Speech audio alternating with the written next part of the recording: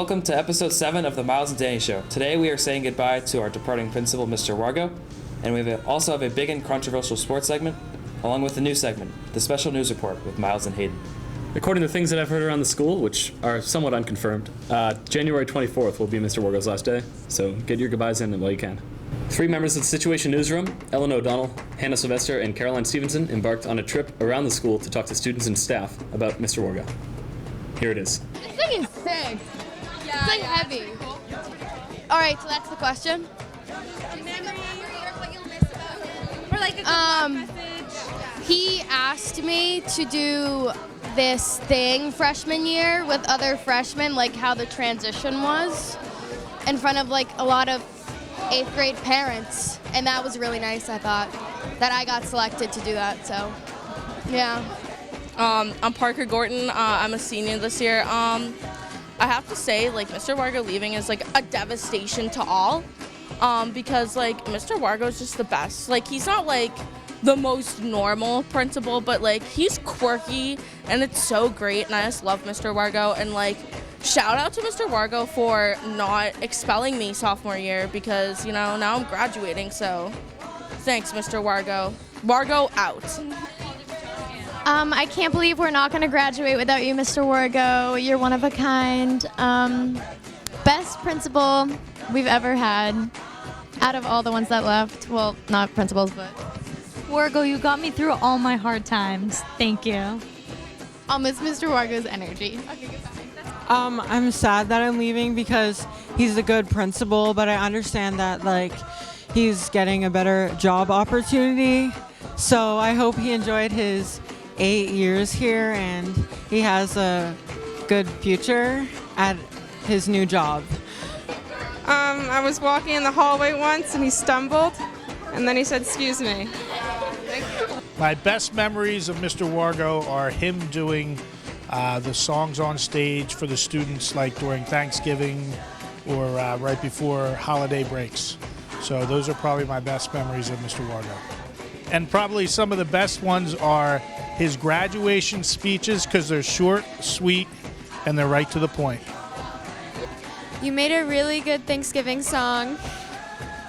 I am going to miss Mr. Wargo a lot. He was easily the best boss I ever worked for, and it stinks that he's going to Weymouth, where I came from. It's essentially like we traded each other, and I would say Situate got the better end of that deal, but Weymouth is getting a darn good principal. Okay, well, Mr. Wargo, I really am going to miss you. I still remember the fond memory on one Thanksgiving when you sung that funny turkey song like that. Turkeys for you, turkeys for me, turkeys for everyone. Yeah, you were the greatest principal I had my whole school life. Remember when Mr. Wargo first announced soup day, and his voice cracked when he said soup. And it was just the best, funniest moment, but he rolled with it and brought tears to my heart. The most reasonable man that I've ever met. I'm very thankful that you were my principal, Mr. Wargo. Have a good one. Have a nice time, Mr. Wargo. We'll miss you. Thank you, Mr. Wargo. You're the best principal I've had. It's been an honor. See you, Mr. Wargo. I'm done, man. I'm done. Bye, Wargo. I love you a little. We'll miss you. Good luck. Goodbye, Mr. Wargo. We will miss you. I'll miss you. Thank you for everything. Farewell, Mr. Wargo. We're gonna trim it. Okay. This is all in the video. I would just like to say good luck, Mr. Wargo. I can't do it. Stop it. It's too weird. That is so perfect. Good luck, Mr. Wargo. We're going to miss you very much here in the office. It's been a great 8 years. Good luck. That is so perfect. Okay, ready? Here, let's go. Ready? Yes, sing it. The Mickey Mouse song. Now it's time to say goodbye to all our company. M-I-C. K-E-Y. See you real soon. You forgot to spell it. K-E-Y. Why? Because we like you. M-O-U-S-C. Now we sing happy Trails to you until we meet again. Happy trails! Thank you to Ellen, Caroline, and Hannah. Now let's move on to sports. Remember how I told you guys about how the Astros and later the Red Sox were accused of stealing signs during the 2018 and 17 seasons, using dugout cameras, outfield cameras, and trash cans? Well, it has culminated, to say the least. On Monday morning, MLB Commissioner Rob Manfred handed down the punishments to the Astros for their sign stealing scheme. They lost $5 million, 4 total draft picks, and manager A.J. Hinch and general manager Jeff Luhnow were both suspended for a year. That wasn't even the bombshell. Monday afternoon, Astros owner Jim Crane called a press conference and announced a dismissal of the aforementioned Luhnow and Hinch, two of the most respected and frankly talented men at their positions across the league. Also implicated in this scandal was Red Sox manager Alex Cora, who worked for the Astros in 2017, and later brought some aspects of this cheating to the Red Sox.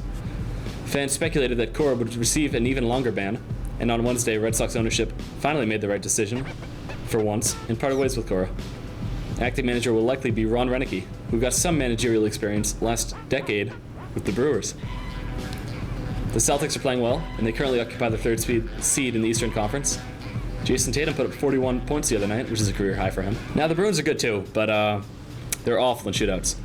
I could do better than this effort by Brad Marchand. Tough to watch.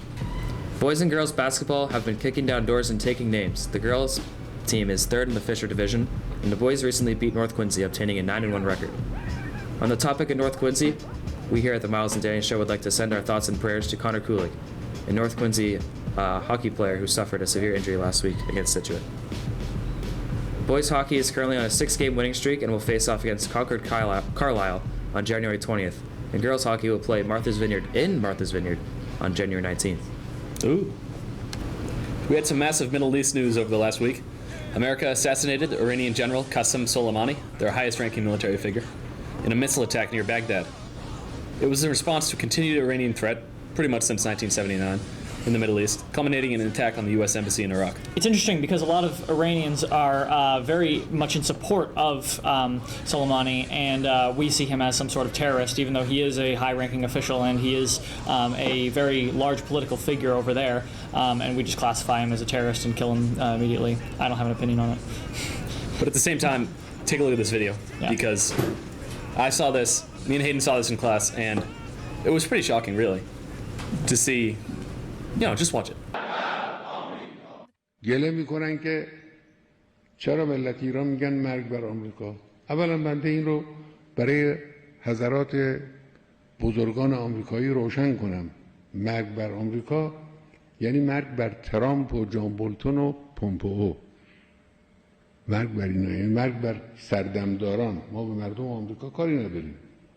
This move was seen by Americans' Iraqi allies as completely unnecessary as well as dangerous to them, so they voted to force Americans out of Iraq.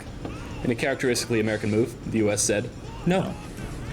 So last week, a plane with 176 people on it crash landed and was, where was it, like shot down in the air? What happened? It crash landed in the middle of the night here. Obviously, it was whatever time in Iran, and it was pretty much the same. I believe it was the same day as Iran sent missiles at a U.S. base. Mm-hmm. And so from the start, it kind of looked a little suspicious. And then... Yeah, and then a few days later, it came out that Iran was like, yep, we did that. That's what happened. And so, it's gearing up. Something's gearing up. But at the same time, the U.S. has done things like that in the past, too. Accidentally shot down passenger planes because of military thoughts or whatever. A couple administrations have tried, but here's hoping that Iran will be the president to get us out of the Middle East. Yeah. What's poppin', folks? I'm Hayden Startzel. And I'm John Woodland. And today we're going to tell you everything that you need to know about pop culture for this week or ration of the Miles and Danny Show. So first of all, since our last episode, Rise of Skywalker came out, the end of Star Wars, which it's not going to be, and I saw it, and halfway through I was like, this is a terrible movie, and then at the end I was like, all right, this is Star Wars, whatever. And it was okay. It was very unoffensive and a little disappointing, but that's my thoughts on that. I agree. I thought the movie wasn't anything special. By far the worst of the new trilogy. I thought the ending wasn't anything to write home about also. Kind of dropped the ball on that one. Yeah, I agree. Well, as the decade comes to a close, with big events like wars, politics, and such like that, It's important to stay in touch with the little things, like the fact that there are only 20 to 25 blimps left on Earth, making it one of the world's most endangered species. A single strand of spaghetti is called a spaghetto, and there are only 2 elevators in the state of Wyoming. Escalators. Oh, what did I say? Elevators. No. There are only 2 escalators in the state of Wyoming. Gary Trapkis, vice president of marketing at Hilltop National Bank, an escalator enthusiast, said, "It's kind of like riding a tilt-a-whirl, but only slower." Hayden? So, Oscar nominations have been released, and we're just going to go through a bunch of them and talk about what we think. As for the original score, Joker got nominated for that, which is really weird because it's kind of just a lot of like single tones throughout the whole thing. It's not really anything. Like a lot of droning, exactly right. It's nothing that intense or interesting. Star Wars was nominated for that, which makes sense because John Williams, and there was a lot of interesting stuff in the Star Wars score, I will admit, because with certain characters being part of certain families, certain themes from certain episodes before were brought back. That's my less spoiler version of it, I guess. You should watch the movie. As far as sound mixing goes, Ad Astra was nominated. That movie was horrible, but the sound mixing was pretty good, so it makes sense. What is sound mixing? What is sound mixing? That's a good question. I think it's just the editing of sound and how it moving around with. I don't know what the difference is between sound editing. Because it looks like it's the same. It's basically titles, the same list. Yeah, exactly. Just like Star Wars is on sound editing, and Ad Astra isn't on sound editing. Huh. So for cinematography, we had The Irishman, Joker, Once Upon a Time in Hollywood, 1917, and The Lighthouse. And this is the only nomination that The Lighthouse has actually gotten for this entire year. As for actor in supporting role, Brad Pitt better win because Cliff Booth was the best character I've ever seen in a Quentin Tarantino film, and Brad Pitt did a really great job playing him. That was a fun movie. And finally, Best Picture.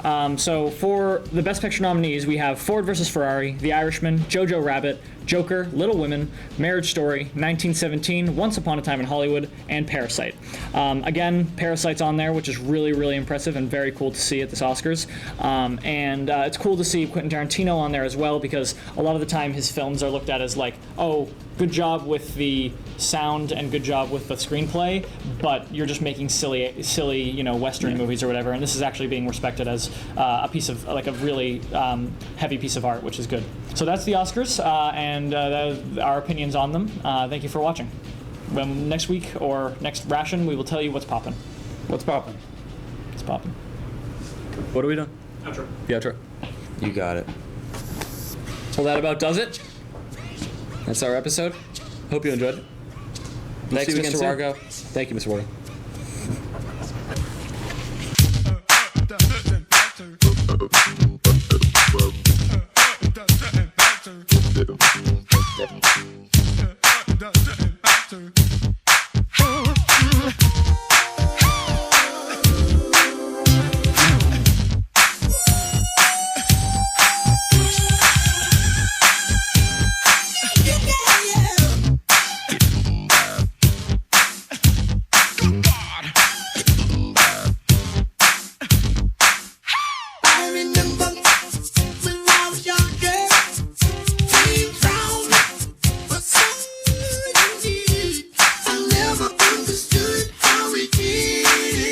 How we made this music, prove your very self.